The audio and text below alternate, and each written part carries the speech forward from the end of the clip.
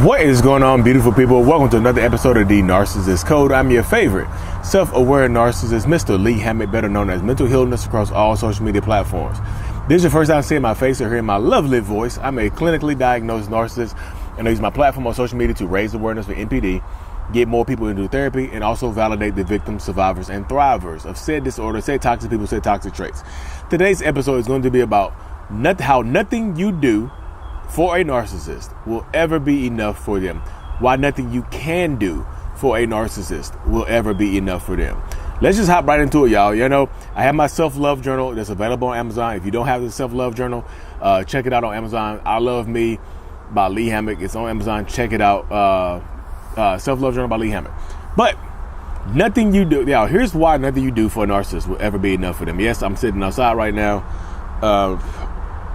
But if narcissists are rarely ever happy within ourselves, what makes people, if we can't be happy within ourselves and doing things for ourselves, then we can absolutely not be happy with anybody else. And that doesn't just apply to narcissists. That can apply to a lot of different people as well, y'all.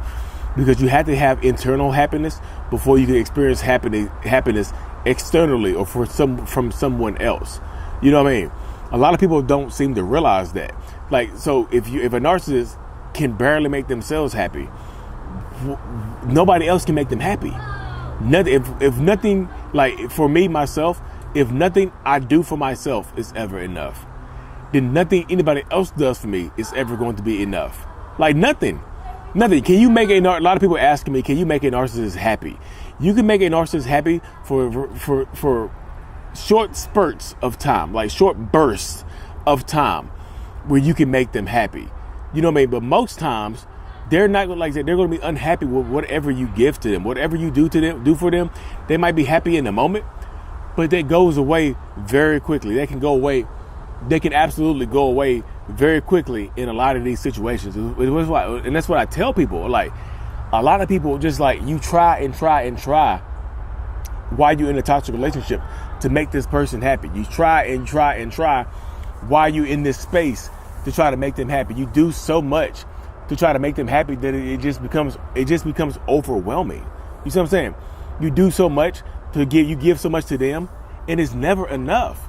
They'll take it and take it and take it, and they'll just give it to somebody else, y'all. They'll take it and they'll take it and take it and take it, and they'll take it for granted. They might not necessarily give it to someone else, but they will almost certainly take what you do for them, and take you for granted. That's just the way it is. I know that frustrates a lot of people, and a lot of people don't like when I say that, but y'all, it's just the truth when you're dealing with narcissistic people. That's part of it right there. Like, you can't make this person happy for long periods of time. You know, even when I'm talking to survivors and victims of toxic narcissistic abuse, that's one of the main things that they say is, I can't make, like, nothing I do is ever good enough. And I tell them, that's true. Why isn't it good enough? Yeah, because if nothing we do for ourselves is good enough, then nothing you do for us will be good enough. You know, but people's like, well, why, Lee? You told us okay, we understand that, but why isn't it good enough? Like, why isn't it? Y'all, we are never satisfied. Like, we just are, it's just like I'm not gonna say we're empty voids, because that's just, you know, what most people would say about narcissists. We're just robotic meat sacks or empty, you know, it just, we don't have anything inside of us. Like, we're just blank inside. I think we're full inside, but our cup, like, if we have a cup full of emotions, right, it has holes poked into the side. Just imagine a styrofoam cup. No, right here. If you look at it, imagine this milk jug right here, right? This milk jug is full. It's full, right? You can't really see if it's full. It's full, right? This milk jug right here is full, right? So imagine if I poked holes in the side of this milk jug, it would leak out. If I poked holes in the bottom, it would leak out, wouldn't it? So if I poked holes in that milk jug, it would absolutely leak out and be empty shortly. That's how narcissistic people are. Like, we have holes in the side of us. Like, if I poked holes in the side of this milk jug, if I poured water in here fast enough, it can fill it back to the top. But remember, it has holes in the side, so it's going to empty out pretty quickly. So, you know, that's why I say you can do something for us, and it makes us happy. It might fill us up in that moment, but it's almost automatically drains away. It goes away. Like, I've told this before. But when I graduated from college with my degree in engineering from North Carolina Agricultural and Technical State University in Greensboro, North Carolina, NCANT, Aggie Pride. I got my engineering degree. They handed it to me. I shook, I think, the dean's hand. I walked. I was so happy. I was so proud of myself. Then by the time I hit the bottom of the stage, I was already wondering what was next for me in my life. Like, what else can I do to make me happy? We are always chasing the high. Yeah, they playing, y'all. We are always chasing some sort of high. I know people say a hit of dopamine, a dopamine hit. We're chasing it, y'all. We are chasing it because it's never enough. Like, and this one of the most frustrating things about being a self-aware narcissist is that I understand that it's never going to be enough. I understand that. And like I said, because I understand it, I can deal with it. Most narcissists don't understand that no matter what they do, they're never going to be fully happy.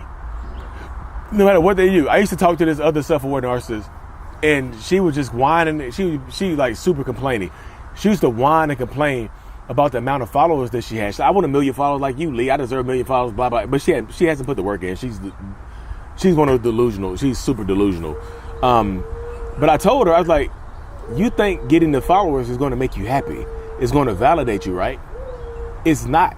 You're going to be validated for like 5 minutes, but then right after that, you're going to be wondering, like, why don't I have 2 million? What about 3 million? I deserve to have 10 million. You're not going to be happy with it. But again, people don't listen to me, especially the other self-aware narcissists. A lot of them, they think they're above me. So, but man, whatever it is. But like I said, most narcissistic people, you're going to lose yourself, or you're going to lose a lot trying to make them happy when it's just not enough, y'all. We don't have the capacity to stay happy for a long period of time. We just don't possess that. A lot of us, I'm going to say all of us, a lot of us just don't possess the capacity to be happy for an extended period of time. And it's frustrating as hell, y'all.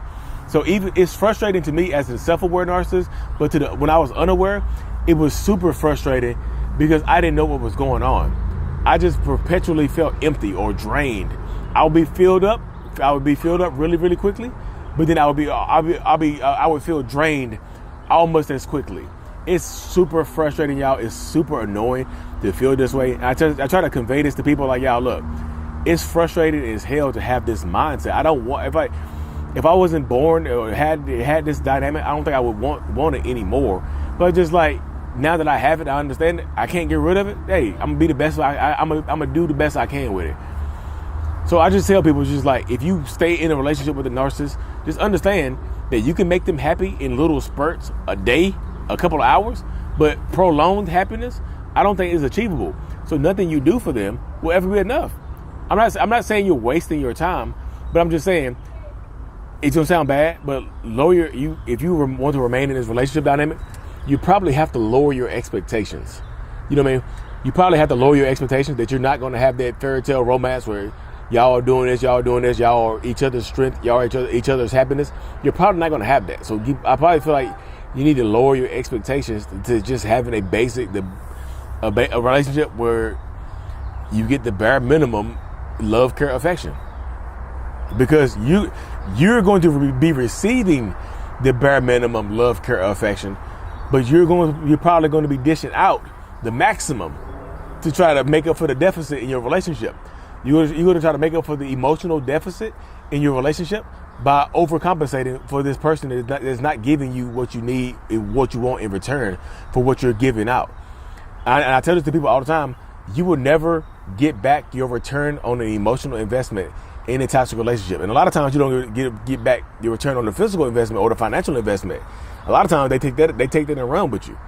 A narcissistic person typically does not care about wasting your time because they are not wasting their time with you. They're getting their needs met. They're getting everything that they want and need from you. But the opposite is not true. You're not getting your needs met. You're not getting everything you want and need from them.